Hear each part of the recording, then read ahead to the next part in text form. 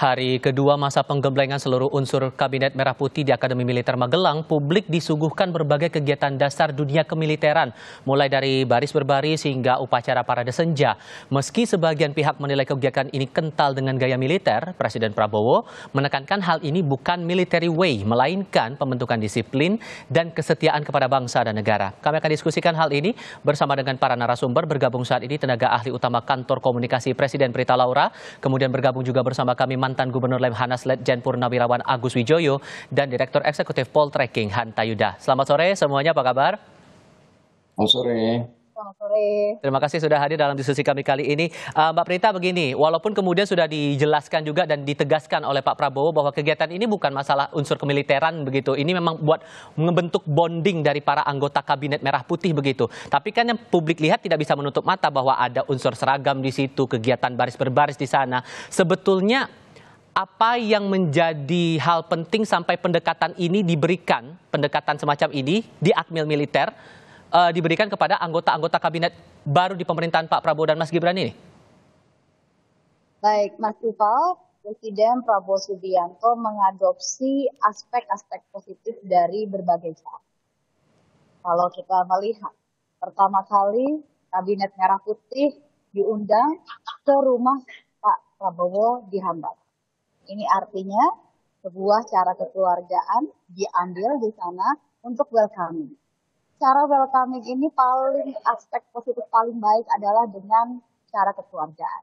Setelah itu di dalam Hambalang diberikan berbagai motivasi-motivasi, kemudian juga visi, serta kemudian juga bagaimana dibuka pandangannya mengenai tantangan-tantangan global yang ada, tantangan-tantangan yang akan dihadapi kita sebagai satu bangsa, dan setelah itu kemudian diperdalam. Bagaimanapun seorang pemimpin ini membutuhkan sebuah kedisiplinan. Sebuah tim membutuhkan sebuah kedisiplinan. Sebuah tim membutuhkan sebuah visi yang sama. Sebuah tim membutuhkan sebuah gerak langkah yang sama. Sebuah tim dibutuhkan kekompakan, sebuah rasa yang sama. Inilah yang ingin dibentuk sebenarnya, dan cara-cara ini kita bisa melihat bahwa dengan cara kemudian pelatihan yang kemudian dilakukan, penggemblengan kalau kata-kata media dilakukan di lembah tidar ini, hal-hal tersebut terbentuk. Kami ada di sini sejak awal dan saya berbicara dengan beberapa menteri. Mohon maaf saya tidak bisa menyebutkan satu persatu namanya karena saya harus minta izin terlebih dahulu pada para menteri tersebut. Dan dari hasil saya bicara dengan para menteri ini, satu hal yang juga sangat menarik disampaikan. Selain mereka belajar disiplin, satu komando juga adalah memiliki satu rasa yang sama. Ini penting. Jadi sebuah rasa yang sama untuk kemudian memperjuangkan hal yang sama, sebuah nasionalisme patriotik yang kemudian dibangun secara bersama. Satu hal juga yang sangat menarik adalah pada saat latihan baris berbaris contohnya. Latihan baris berbaris dipimpin oleh tentara setingkat letnan begitu ya. Dan kemudian di dalam peserta baris berbaris ini di sini ada Pak Jenderal, kita tahu ada Wiranto, kemudian juga ada Pak Sardi Samsudin, bahkan Presiden sendiri dan Wakil Presiden menjadi anggota dari peserta tersebut. Ini menunjukkan bahwa ada sebuah saat komando, siapapun Anda. Ini adalah sebuah pesan-pesan yang kalau kita pesan-pesan penting itu tidak bisa hanya disampaikan dalam bentuk verbal, kata-kata saja, tapi pesan itu akan tertancap jika ada sebuah experience, sebuah pengalaman, maka pesan tersebut akan terinternalisasi. Pak Agus, kalau Anda sendiri sebagai mantan Jenderal TNI AD melihat dari kegiatan yang dilakukan penggemblengan terhadap anggota Menteri Kabinet Merah Putih ini, apakah membentuk kedisiplinan dan kesetiaan seseorang itu cukup dengan melaksanakan 3 hari penataran atau apa istilahnya itu pembekalan di Akademi Militer Magelang ini? Iya, kalau 3 hari memang tidak cukup ya untuk melihat hasilnya itu dilaksanakan secara efektif dan berkesinambungan. Saya saja 3 tahun di sana. Ya, kadang-kadang juga suka lupa. Tapi setidaknya ini memberikan dasar untuk bisa merasakan bagaimana rasanya berada di bawah satu komando, bagaimana rasanya untuk bisa bergerak serempak. Itu semua kan ada pada baris berbaris. Bayangkan kalau dalam baris berbaris ada aba-aba, terus kemudian tidak sama gerakannya dari semua yang ada dalam barisan, itu akan rusak. Kemudian juga kalau baris berbaris itu berjalan, tentu kita perlu untuk melirik, meluruskan saf kalau istilah kita, meluruskan lurusnya barisan ke samping dan ke depan. Itu memerlukan kerjasama. Jadi setidaknya itu memberikan dasar-dasar dan seperti tadi dikatakan oleh Mbak Prita juga bahwa semua itu sama sebagai anggota barisan di dalam latihan baris berbaris itu. Tidak ada yang Jenderal Wiranto, tidak ada juga yang sipil Raffi Ahmad gitu ya. Semua itu sama. Jadi ini memberikan dasar. Dan lainnya nanti bisa dikembangkan di dalam praktek. Oke, Mas Hanta melihat ini bagaimana kemudian membacanya? Karena kan kalau di penegasan Pak Prabowo kepada para menteri adalah ini semata-mata untuk menyamakan gerak semua satu komando sesuai dengan arahan Presiden dan Wakil Presiden. Tapi kepada publik apa yang sebetulnya ditekankan atau yang pesan apa sebetulnya mau disampaikan Presiden kepada publik lewat kegiatan pembekalan ini? Ya, betul Tifal. Pasti ini memiliki dua arah ya. Satu sisi adalah dalam konteks politik substantif di internal. Yang kedua adalah dalam konteks politik simbol. Ada pesan yang mungkin hendak dikirim kepada publik yang nanti memiliki efek persepsi publik yang terbentuk. Untuk yang pertama, saya kira dalam konteks internal kabinet dulu, di mana kita tahu sebagian mungkin juga mengkritik karena di mana banyaknya anggota kabinet di sana jumlahnya katakanlah gemuk sekali dari berbagai macam unsur dari partai politik, profesional murni, relawan dan lain sebagainya. Nah, karena itulah relevansinya menjadi masuk ya, menarik karena satu ini adalah momentum yang penting yang bagus untuk membentuk kekompakan, keguyuban dalam tim yang akan dibangun dalam konteks tim. Yang kedua, karena besar banyaknya jumlah, maka perlu dibangun pola komunikasi, pola koordinasi yang juga baik dalam menjalankan pemerintahan ke depan. Dan yang ketiga, tadi Tipal juga sempat menyebutkan bahwa soal team building perlu membangun tim yang solid dan yang sebagainya, rangkuman dari yang saya sampaikan tadi. Lalu yang kedua, relevansinya dalam konteks membentuk personality ya, secara figur per figur anggota kabinet yang terdiri atau berasal dari berbagai macam segmentasi latar belakang dengan usia yang rentangnya dari 30-an sampai 70-an ada di sana. Satu, saya kira ini yang menarik adalah saya sepakat seperti Pak Presiden Prabowo sampaikan untuk membentuk jiwa patriotik, disiplin, kejuangan, cinta tanah air dan sebagainya.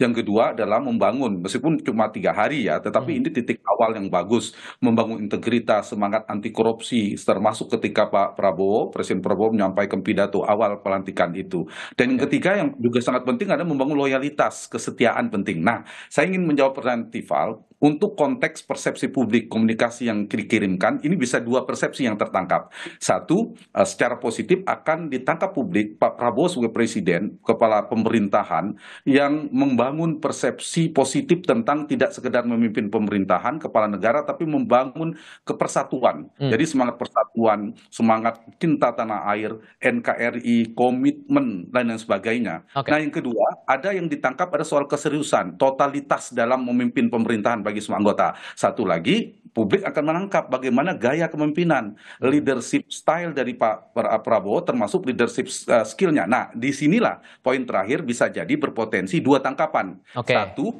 ini soal ketegasan, tapi bisa juga persepsi yang keliru ditangkap. Oh, ada gaya militeristik yang meskipun menurut saya tidak perlu dikhawatirkan. Cuma terutama dari kantor komunikasi presiden itu harus memperbaiki persepsi itu. Jangan sampai ini dipandang, ditangkap sebagai sebuah gaya kepemimpinan militeristik, militerisme dan seterusnya. Persepsi negatif harus diantisipasi. Harapannya kemudian kan ini bisa menyatukan pandangan, menyatukan gerak dari para menteri di Kabinet Merah Putih begitu. Bahkan sempat dibilang juga bahwa tidak ada yang kebal dari pantauan dari Presiden. Kalau kemudian ada yang tidak sama arahnya dengan arahan Presiden, Pak Hasim Joyo Hadikusumo sempat memojorkan bahwa akan ada evaluasi setiap 6 bulan kepada para menteri dan wakil menteri ini. Apakah betul Mbak Prita akan ada evaluasi rutin dalam rentang 6 bulan itu tadi, dan bisakah evaluasi itu berujung pada perombakan kabinet? Jawabnya nanti ya Mbak ya, kita akan lanjutkan lagi di sesi berikutnya. Usai jeda berikut ini.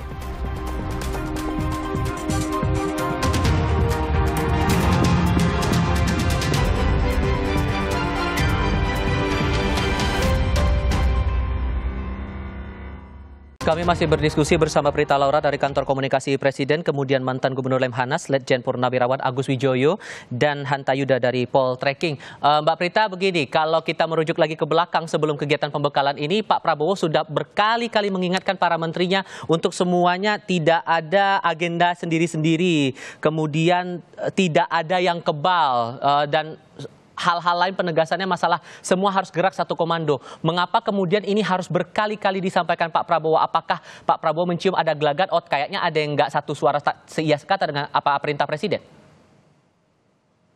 Dua sikap dari pemimpin tertinggi ini perlu untuk disampaikan berkali-kali untuk menunjukkan sebuah ketegasan apa yang akan dilakukan oleh Presiden Prabowo Subianto. Karena kalau kita melihat Presiden Prabowo Subianto ini bukanlah tipe pemimpin yang hanya berbicara dan memberikan perintah di ujung atas. Tapi beliau juga membangun sistem yang sedemikian rupa untuk memastikan agar semua program yang berjalan, agar semua APBN ini sampai kepada masyarakat, sampai kepada rakyat.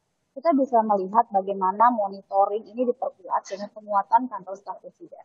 Kantor staf presiden melakukan bagaimana monitoring dan juga evaluasi dari program prioritas isu strategis presiden, di mana dilihat apa yang menjadi bottleneck, apa yang menjadi sumbatan, dan kemudian apa yang harus dipecahkan.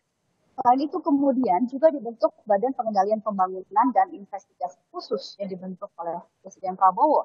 Ini juga fungsinya adalah untuk mengawasi APBN, kemudian juga mengoptimalkan jalannya program pembangunan. Untuk memastikan lagi-lagi agar program-program serta juga APBN ini benar-benar sampai dan dirasakan manfaatnya sebesar-besarnya untuk masyarakat. Jadi inilah yang memang dibangun, bukan hanya bicara di atas, tapi ini menyeluruh dari hulu sampai dengan hilir. Perintah yang tegas, sikap yang tegas, yang kemudian diikuti juga dengan satu sistem yang mengawal perintah dan ketegasan. Oke. Kalau kemudian dikaitkan lagi, karena kami mendengar pernyataan juga dari Pak Hashim bahwa akan ada evaluasi setiap 6 bulan kepada para menteri ini. Apakah itu betul sebagai bentuk bahwa ya tidak ada yang kebal juga dalam anggota kabinet Merah Putih ini, Mbak? Untuk seberapa lama evaluasi akan dilakukan, tentunya nanti akan disampaikan oleh Presiden Prabowo Subianto sendiri. Namun yang jelas, kalau disampaikan bahwa tidak ada yang kebal, itu benar. Jadi memang sistem ini akan membuktikan, akan menjadi satu rapot bagaimana gerak langkah dari menteri-menteri tersebut, dan juga gerak langkah dari jajaran di bawahnya. Sehingga kemudian ketegasan Presiden Prabowo menyampaikan jika kemudian ada yang bekerja tidak sesuai. Mbak Prita, mohon maaf kami tidak bisa mendengar suara Anda dengan jelas. Boleh didekatkan ke sumber suaranya sedikit biar kita bisa mendengar lebih jelas? Oke, baik, mohon maaf. Oke, boleh diulang kembali ya, Mbak ya? Baik, jadi apa yang akan mengenai evaluasi, berapa lama evaluasi akan dilakukan, tentunya akan disampaikan oleh Presiden Prabowo sendiri nantinya. Namun yang jelas kita bisa melihat bahwa tidak ada yang bisa bermain-main, begitu tadi disampaikan, itu benar-benar dijaga demikian rupa. Karena berkali-kali Presiden Prabowo juga menyampaikan bahwa jangan berani-berani korupsi. Ketegasan untuk kemudian bahwa Presiden Prabowo tidak bermain-main mengenai korupsi ini berkali-kali ditegaskan. Saya bicara dengan Kepala Kantor Komunikasi Presiden Pak Hasan Nasbi yang menyampaikan ketika kemudian beliau dipilih, jelas pesannya Pak Prabowo adalah kamu jangan korupsi, jangan main-main dengan anggaran negara. Dan kemudian hal ini pun juga dipertegas dengan berbagai pembekalan baik di Hambalang maupun juga di Magelang. Bagaimana pembekalan yang diberikan dari PPATK, BPK, KPK, komplit, kemudian Kejaksaan dan juga Kapolri. Agar tidak ada penyelewengan anggaran negara, baik yang sengaja maupun juga karena maladministrasi. Tujuannya apa? Tujuannya lagi-lagi agar seluruh anggaran negara ini sampai sepenuh-penuhnya kepada memberikan kemanfaatan sebesar-besarnya bagi masyarakat. Pak Agus melihat karakter dari Pak Prabowo yang menegaskan soal kerja-kerja para menteri ini harus semuanya satu komando seia sekata dengan arahan dan visi misi Presiden ini adalah bagian dari latar belakang yang tak terpisahkan juga dari sosok Prabowo yang memang terlahir dari kalangan militer begitu? Iya betul, dan di kalangan militernya sendiri Pak Prabowo itu sudah dikenal kepemimpinannya sangat profesional di dalam melaksanakan fungsi-fungsi keprajuritan, dan selalu memberikan motivasi kepada satuannya supaya berbuat yang terbaik dan jangan mau kalau kesatuannya itu berada di bawah dari nomor satu, harus selalu nomor satu. Jadi kepemimpinan Pak Prabowo memang memberikan motivasi sangat kuat dan terus-menerus kepada anak buah. Semua aspek-aspek kepemimpinan itu ada pada Pak Prabowo dan kebetulan sekarang sebagai presiden terpilih itu juga memegang tampuk kewenangan otoritas sebagai kepala negara, terutama kepala pemerintahan yang mempunyai fungsi-fungsi manajerial, membuat keputusan. Pak Agus? Oke, kami alami gangguan komunikasi, kita akan coba perbaiki koneksi kami dengan Pak Agus Wijoyo. Saya ke Mas Hanta kalau begitu. Mas Hanta begini, kalau melihat pernyataan terakhir dari Pak Hasim Joyo Hadikusumo yang menyatakan bahwa akan ada evaluasi setiap 6 bulan setelah pelantikan dari anggota kabinet saat ini, apakah ini bisa dinyatakan bahwa sebagai pernyataan Hasim ini sebagai sikap dalam tanda kutip resmi dari Presiden Prabowo? Ya bisa jadi ya, karena upaya himbauan yang disampaikan atau antisipasi disampaikan oleh Pak Hasim itu semua publik pun setuju bahwa kinerja menteri harus dievaluasi secara berkala. Dulu Pak SBY punya kantor UKP 4, kemudian Pak Jokowi punya kantor staf kepresidenan, begitu juga dengan Pak Prabowo.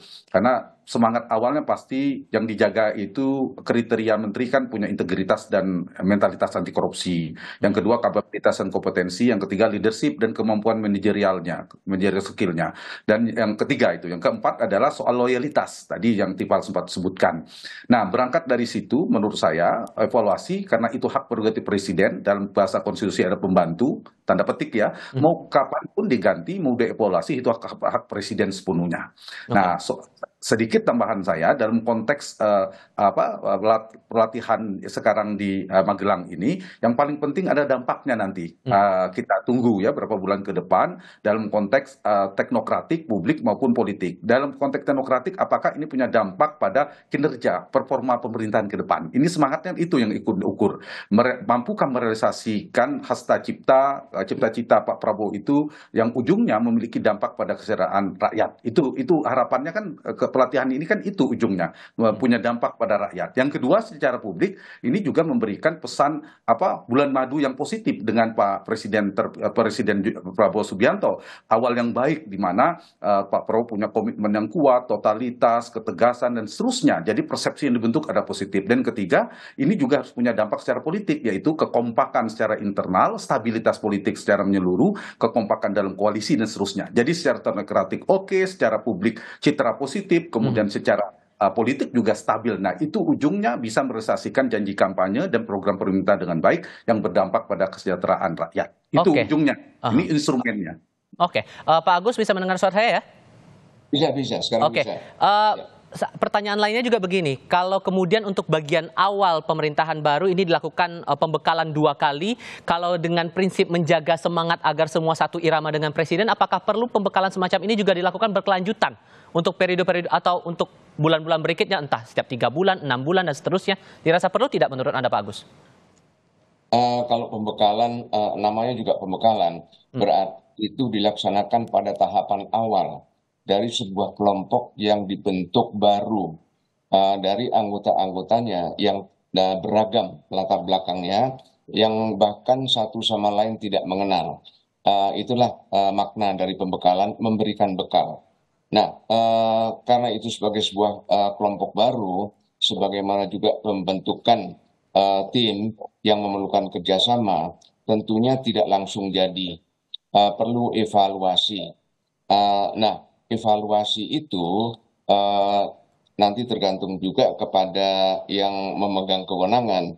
Apakah evaluasi nanti ada hasil evaluasi itu akibatnya adalah dilaksanakan secara bertahap, peringatan dulu, atau langsung ada penggantian, itu nanti sistemnya akan ditentukan tentunya kepada para pemegang kewenangan. Namun apakah perlu pembekalan itu dilakukan pada saat setiap ada perubahan formasi, kita perlu untuk melihat juga berapa besar sebetulnya perubahan formasi itu, artinya dengan penggantian-penggantian. Kalau memang itu tidak besar, mungkin bisa dilakukan dengan cara-cara yang sifatnya lebih efektif untuk skala kecil. Dan ingat juga bahwa kabinet itu sudah berjalan, sudah di tengah, tidak di awal lagi. Sehingga pikirkan juga bagaimana metode-metode untuk mereka bisa fit in, tetapi bahwa kelompok itu sudah berjalan dan sudah berproses. Oke, terakhir Mbak Prita, sehingga output konkret apa yang diharapkan bisa dilaksanakan oleh para menteri, wakil menteri, kepala badan, dan para anggota Kabinet Merah Putih ini selepas pembekalan yang berlangsung di Akmil ini? Outputnya adalah satu visi langsung aktif. Itu ya output.